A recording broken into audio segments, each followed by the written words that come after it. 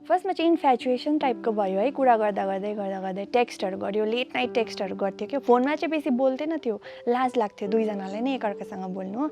अन्त टेक्स्टमा पुरा कुरा गर्थ्यो, रातभरि अब 1-2 बजीसम्म कुरा गर्थ्यो होइन। त्यहाँबाट अन्त त्यतिकै कुरा गर्दा आफै रिलेसनसिपमा आयो। पहिला सुरु यस्तो केही थिएन, पहिला सुरु एज अ फ्रेन्ड्स क्या, एज अ फ्रेन्ड्स हिसाबमै हामी बोल्थेँ, बेसी बोल्थिनँ पनि, तर धेरै कम्ती बोल्थेँ। तर त्यो कम्ती मोमेन्टमा कम्ती टाइममा नै लाग्थ्यो कि अब एउटा स्पेसल फिल क्या, मलाई मात्रै होइन उसलाई पनि सायद लाग्थ्यो होला, मलाई चाहिँ त्यस्तो लाग्थ्यो। त्यहाँबाट चाहिँ अब है धेरै प्रब्लम्सहरू भयो, सेयरहरू गर्थ्यौँ हामीले है, एज अ फ्रेन्ड अब कस्तो हुन्छ है। अनि त्यहाँबाट चाहिँ धेरै कुराहरू गर्दा मैले उसलाई कहिले पनि प्रपोजल रिक्वेस्ट चाहिँ गरिनँ कि म तिमीलाई मन पराउँछु भनेर, कहिले पनि भनिनँ। अहिले पनि मैले उसलाई प्रपोजल रिक्वेस्ट गरिनँ है। अन्त विदाउट प्रपोजलमै हाम्रो चाहिँ लभ स्टार्ट भयो, एज अ फ्रेन्डबाट स्टार्ट भएको थियो। मतलब उसले मलाई अप्रोचै गरेन, आफै भयो। त्यहाँबाट 1.5 साल बादमा भेट्यो हामी होइन। त्यतिकै अब रिलेसनसिपलाई हामीले बचाउँदै गयो है। नियर अबाउट 1.5 इयर्सको पछि नै मैले उसलाई फर्स्ट भेटेँ। अन्त फर्स्ट भेट्दाखेरि चाहिँ म चाहिँ सेहनसाज भन्ने टेलर त्यहाँनिर कालिम्पोङमा छ, त्यो टेलर दोकानमा उभिरहेको थिएँ। अनि ऊ चाहिँ त्यहाँबाट टक्कै तलबाट आयो।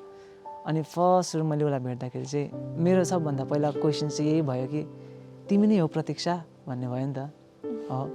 किनभने अब फेसबुककोमा देखेको र रियल लाइफमा देखेको त्यो अर्कै हुन्छ नि त। अन्त थियो त्यतिखेर भिडियो कलहरू पनि थियो, भिडियो कलहरू पनि गर्थेँ। तर अब भिडियो कल त अब एउटा जस्ट एउटा मिडियम हो नि त होइन, एउटा कम्युनिकेसन मिडियम मात्रै भयो। तर फेस टु फेस चाहिँ एज अ पर्सन चाहिँ भेटेको थिइनँ नि त। फर्स्ट 1.5 वर्ष पछाडि चाहिँ मैले उसलाई भेटेँ त्यहाँ तल। भेट्दाखेरि चाहिँ निकै राम्रो पनि लाग्यो है। अन्त दुईजनाको बिचमा पुरा अन्डरस्ट्यान्डिङ थियो, दुईजना पुरा खुसी थियो एकअर्कासँग। अन्त उसको सेन्स अफ ह्युमर पनि पुरा राम्रो छ होइन। अब मलाई म दुःखी हुँदाखेरि पनि हँसाइबस्ने हुन्छ नि, अब पुरा हँसाउँथ्यो। अब बाटोमा हिँड्दै गर्दाखेरि पनि के कुराहरू देखेर हँसाउने, म फेरि हाँस्यो भने नि कन्ट्रोलै हुँदैन हो। अन्त उसले मलाई पुरा हँसाउँथ्यो, दुःखीहरू चाहिँ हुनु दिँदैन थियो, पुरा केयरिङ थियो, माया पनि पुरा गर्थ्यो। त्यही हो। अब अहिले चाहिँ अब लास्टमा चाहिँ अब बिहा गऱ्यो है, पुरा खुसी छु। सधैँभरि यस्तै खुसी हुनु पाऊँ होइन, त्यही हो। उसको साथ मैले पाऊँ, मेरो साथ उसले पाऊँ, अनि फ्यामिलीलाई राम्रोसँगले हेर्नु पाऊँ, त्यही हो। झगडा पनि हाम्रो हुन्थ्यो बेला बेलामा, यत्रो अब 9 इयर्सको रिलेसनसिप हाम्रो है, बेला बेलामा झगडा हुन्थ्यो। तर त्यस्तो खालको त्यो हुन्छ नि एकअर्कालाई तँ र म भनेर, त्यस्तो खालको होइन। ऊ झगडा पर्दाखेरि मैले फोन काट्यो भने उसले मलाई कल गरेकै है। अनि म चाहिँ फेरि रिसाएँ भने चाहिँ म रिसाउँदिनँ कि, अन्त रिसाएँ भने चाहिँ अब कलै नउठाउने खालको क्या हो। तर उसले चाहिँ फेरि त्यस्तै साह्रो चुप्पो लागेर चाहिँ बस्दैन, कल गरेकै है। मलाई पनि अन्त उठाउनु कर नै लाग्थ्यो क्या। बिहाको कुरा चाहिँ मैले गरेको हो। ऊ चाहिँ के भने फाइनेन्सियली पहिला म स्टेबल हुन्छु अन्त चाहिँ तिमीलाई गर्छु भनेर भन्थ्यो होइन। मैले अब कहिलेदेखि 2021देखि भन्दै गरेको अब त बिहा गरौँ, किनभने मान्छेले भन्छ नि त केटी मान्छे चाहिँ राइट टाइममा बिहा गरेको राम्रो है। केटा त ढिलो बिहा गर्दा पनि हुन्छ नि त होइन। अब केटी मान्छे चाहिँ राइट टाइममा बिहा गरेको चाहिँ राम्रो भन्थ्यो। अन्त उसले चाहिँ अब पर्ख न एकछिन, मलाई पहिला स्टेबल हुनु देऊ न, फाइनेन्सियली स्टेबल हुनु देऊ न भने उसको चाहिँ थिङ्किङ राम्रै हो त्यो होइन। उसले मलाई यही भनेको थियो कि हामीहरू चाहिँ पढाइसक्ने पछि चाहिँ हामीहरू बिहा गर्नुपर्छ भनेर भनेको थियो नि त उसले मलाई। अन्त मैले चाहिँ उसलाई भनेको थिएँ म अहिले बिहा गर्दिनँ है, ऊ यहीँ छ। मैले उसलाई भनेको थिएँ म अहिले बिहा गर्दिनँ तिमीलाई जबसम्म म स्टेबल हुँदिनँ भनेर भनेको थिएँ नि त मैले चाहिँ। अनि मेरो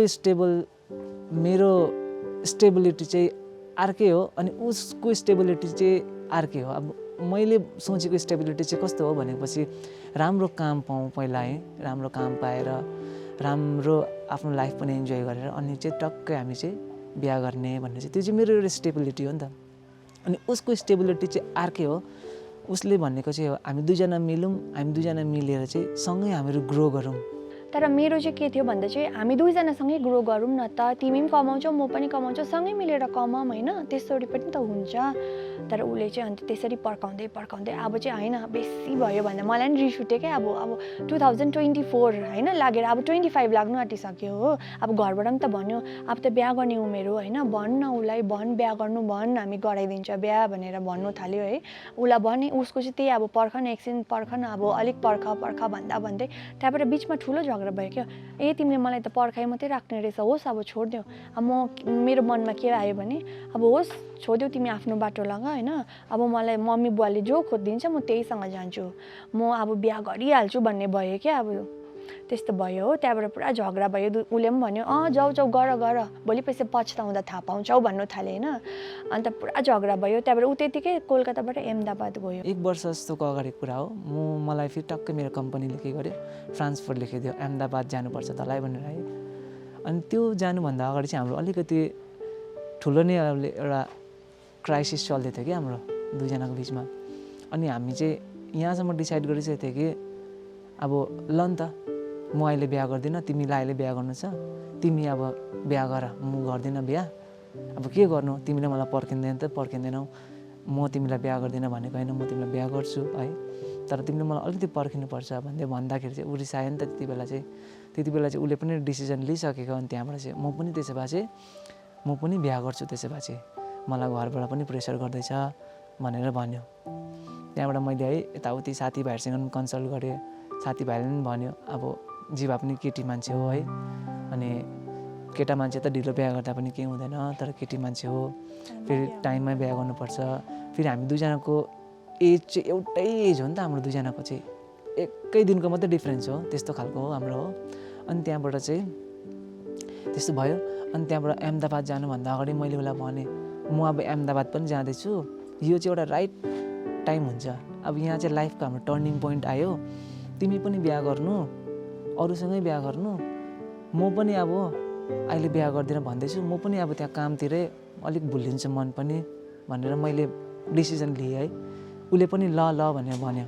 अब त्यहाँ चाहिँ अब हाम्रो दुईजनाको चाहिँ कम्प्रोमाइज पाराले नै अब हामीहरू बिहा नगर्ने, अब है हामी तिमी अगाडि बढ्नु काममै, म बिहा गरेर म आफ्नो अगाडि बढ्छु भनेर हाम्रो डिसाइड भयो। त्यो डिसाइड हुँदाखेरि चाहिँ हामी ल भन्दै भने त्यहाँबाट चाहिँ म अहमदाबाद गएँ। त्यहाँबाट चाहिँ जब चाहिँ त्यो डिस्टेन्स भयो नि, त्यहाँबाट चाहिँ एकअर्का मतलब भ्याल्यु बुझ्नु थाल्यो क्या। अब होइन त्यस्तो गर्नु चाहिँ हुँदैन थियो रहेछ भन्ने भयो। अनि म अहमदाबाद जानुको पछाडि चाहिँ फेरि त्यहाँबाट चाहिँ रियलाइज भयो कि होइन यो चाहिँ सबभन्दा ठुलो मिस्टेक रहेछ हाम्रो है भनेर उसले त्यहाँबाट फेरि मलाई कलहरू गर्यो, मैले पनि फेरि उसलाई कलहरू गरेँ है। फेरि हामी दुईजना फेरि बोल्नु थालेँ। फेरि अब है 9 इयर्सको रिलेसनसिप अब कसरी है भुलिन्छ। त्यहाँबाट त फेरि त्यही अब पुरानै माया फेरि अब आइहाल्यो है। त्यहाँबाट चाहिँ हामी डिसाइड गऱ्यौँ होइन हामी चाहिँ बिहा गर्नुपर्छ भनेर होइन। त्यहाँबाट भने मैले राम्ररी सम्झेँ, एक त एटलिस्ट फ्यामिलीसँग त कुरा गरिहेर होइन, मान्नुहुन्छ होला, अब भन न त अब राइट टाइम हो बिहाको होइन, अब अहिले नै त बिहा गऱ्यो नि ढिलो बिहा गरेको त राम्रो होइन नि त भनेर अब मैले भनेँ। त्यहाँबाट उसले आमालाई भन्नु आँटै गरेन क्या। फर्स्ट उसले फुपूलाई भन्यो, फुपूको बादमा यो घरको काकालाई, उसको कान्छा काका हो, उसलाई भन्नुभयो। त्यहाँबाट उसको बादमा चाहिँ आमा बाबालाई भनेर चाहिँ बिहाको कुरा स्टार्ट भयो। अब फ्यामिलीमा कुरा गर्नु चाहिँ सबभन्दा ठुलो टफेस्ट टाइम लाग्यो क्या मलाई चाहिँ, किनभने म चाहिँ कहिले पनि भोकल भइनँ नि त आफ्नो प्यारेन्ट्ससँग, मैले चाहिँ अब यो केटीलाई मन पराएको छु भनेर। म पहिल्यैबाट म के सोच्छु भने मैले गरेको सबै कुरा चाहिँ अब राइट हो होइन, किनभने म रङ डिसिजन लिँदिनँ, भले म टाइम ढिलो लिन्छु तर म रङ डिसिजन चाहिँ कहिले पनि लिँदिनँ भनेर म चाहिँ पहिल्यैबाट त्यस्तो सोच्ने हो नि त। मैले झन्डै भनेको 1.5 महिना जस्तो लगाएँ होला मैले घरमा, 1.5 महिना पनि बेसी मैले लगाएँ घरमा भन्नु। र मैले सबभन्दा पहिला चाहिँ कल लगाएँ, कसलाई भन्नु भन्दाखेरि चाहिँ हाम्रो फुपूलाई कल लगाएको थिएँ मैले, म भन्छु फुपूलाई भनेर। मैले 3 पल्ट 4 पल्ट जस्तो फोन गरेँ, फुपूले फोनै उठाउनु भएन। त्यो राति मलाई पुरा कस्तो भएको थियो क्या। आज चाहिँ म फुपूलाई भन्छु भन्ने, किनभने उसँग पनि अलिकति डिस्कस भइरहेको थियो। आज चाहिँ तिमीले भनेन भने चाहिँ म फेरि लु अब म रङ डिसिजन लिन्छु, म फेरि बिहा गर्छु भन्दै भने फेरि होइन।